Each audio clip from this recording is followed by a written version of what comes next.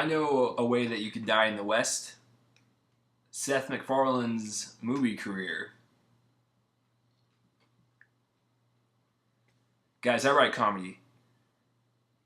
I'm not good at it at all.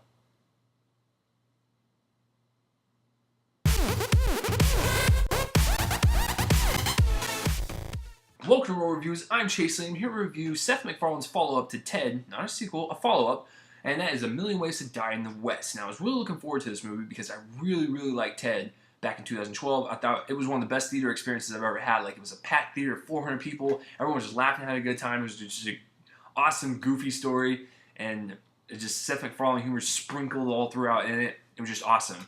Right there, that blue strip right there, that's Ted. And so, huge fan of Seth MacFarlane, as you can tell. There's Family Guy right in the corner.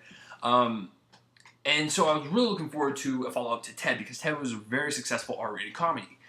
Now, the reason why I said that thing in the intro is that Seth MacFarlane has always done like voice stuff, so he's never stepped in front of the camera as himself and played a character. I'm gonna tell you right now that it kind of worked for me and it kind of didn't.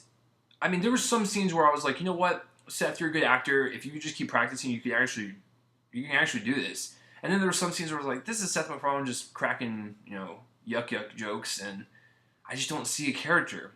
And like I said, it's not because of he's not talented, because he's super talented.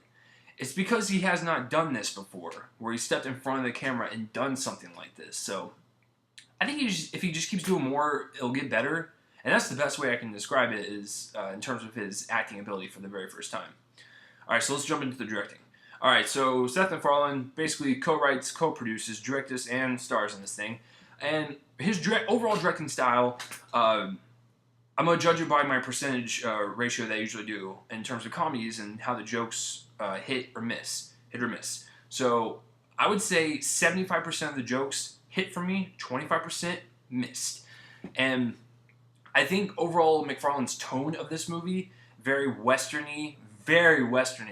I really like the score to it. I'm not gonna lie, I really like the music to it.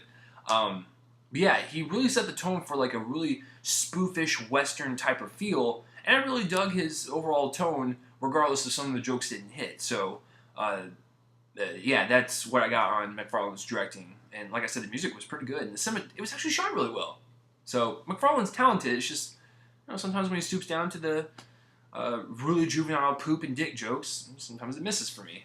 Like I said, I've seen way too many comedies. So the acting. This stars Seth MacFarlane, Charlize Theron, Amanda Seyfried, Neil Patrick Harris, Liam Neeson, Giovanni Ribisi, and Sarah Silverman, and a bunch of cameos and references, which I will not spoil, because that's one of the greatest things about Seth MacFarlane, anything, is he's got a lot of cameos and a lot of references, just like he did in Ted. There was actually references in A Million Ways to Die in the West where I've actually seen those movies, and I was like, yeah, I like that. That's good. That was funny. So yeah, the overall acting I thought was good.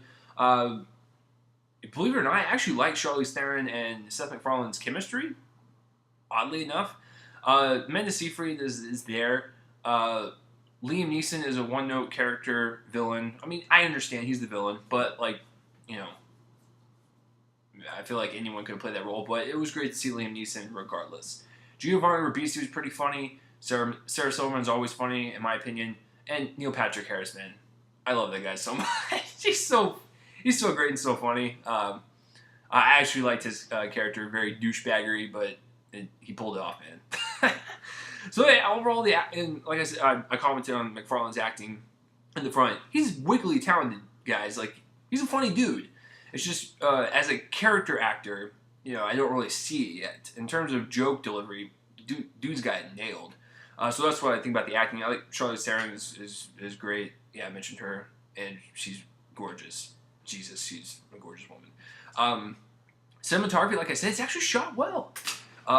They shot the whole thing in New Mexico, and it looked like the Old West. It was great. Especially the opening credit sequence to the movie is a bunch of wide landscape shots, just moving landscape shots, and it looked really good. And I give them props on the cinematography. I thought it looked pretty good for what it was, especially for a comedy. 'Cause I don't know if they built all the sets or not, but it looked really, real. So cinematography, good job, Seth. I mean, like I said, man, wickedly talented. Just you gotta stoop down to the butthole and dickhole jokes. Editing. This is the main issue with the movie. The movie is it's like 2 hours or like a little over 2 hours. As much as I love Seth MacFarlane, this movie needed to be trimmed down by at least 15 or 20 minutes. Like, I enjoyed myself throughout the 2 hours, but there was a point where I was like, this could have ended a long time ago. Like, I'm sitting there, like, thinking, like, holy crap, like, I actually feel time dragging.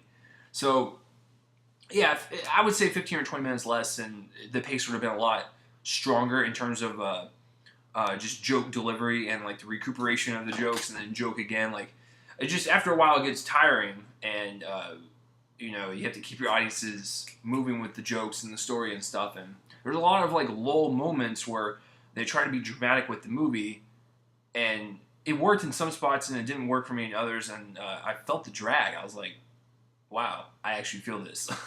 So yeah, 15 or 20 minutes shorter, it would have been a pretty decent little comedy. Now, you get, like I said in this video, I praise Seth MacFarlane to death. I love the guy, and he's wickedly talented. However, this is a step below Ted majorly. I actually like Ted a lot. Million Ways to Die in the West is very entertaining. Some jokes, most of the jokes work. Some of them don't. It could have been shortened in length. Most of the actors did fine. I kind of buy Seth MacFarlane as a front leading man. So I was debating on whether to give this a 6 or 7. I'll go 6.5. I'll go right down the middle. Like I said, there's a lot of stuff that's entertaining and laughable. I had a good time watching it. It's just those issues, you know, it could have made for a better comedy, you know. So, but Seth MacFarlane, I still got praise in you, man. I cannot wait to see Ted 2.